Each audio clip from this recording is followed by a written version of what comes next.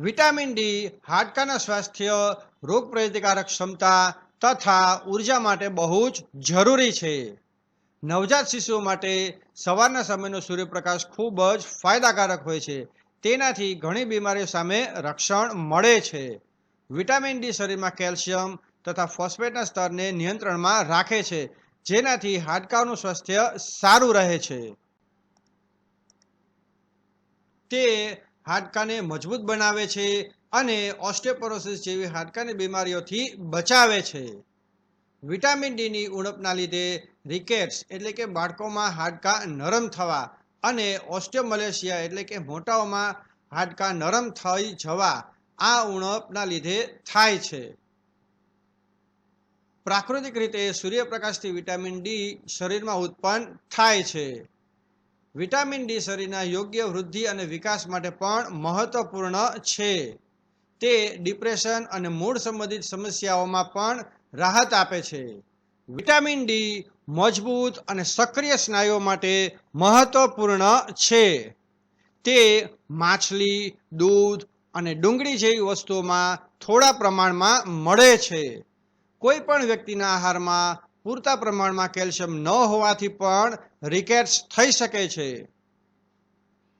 રિકેટ્સના લક્ષણોમાં પગ, કાંડા, પેલ્વિસ અથવા કરોડરજ્જુના હાડકામાં દુખાવો અથવા નબળાઈ, ધીમો વિકાસ તથા શરીરનો આકાર ખરાબ થવો, હાડકાં તૂટવા, પેશીઓમાં ખેંચાણ હોઈ શકે છે. Journal of Indian academy of પીડિયાટ્રિક્સમાં પ્રકાશિત અધ્યયન અનુસાર શિશુઓને સ્વસ્થ રાખવા માટે દરરોજ 400 IU વિટામિન ડી જરૂરી છે.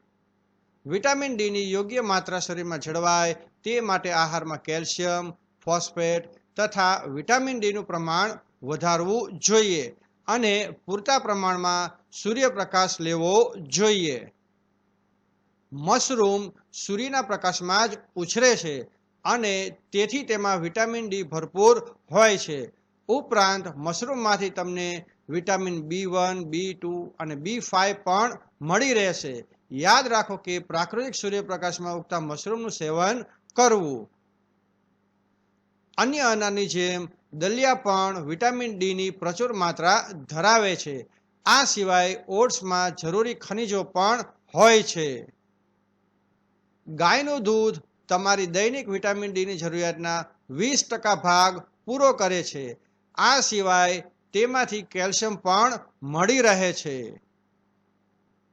જો વિટામિન ડી ઓછું હોય તો અંજીર ખાવાનું શરૂ કરો.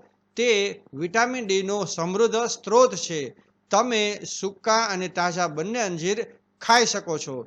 કેલ્શિયમની સાથે તેમાં ફોસ્ફરસ પણ ભરપૂર માત્રામાં જોવા મળે છે.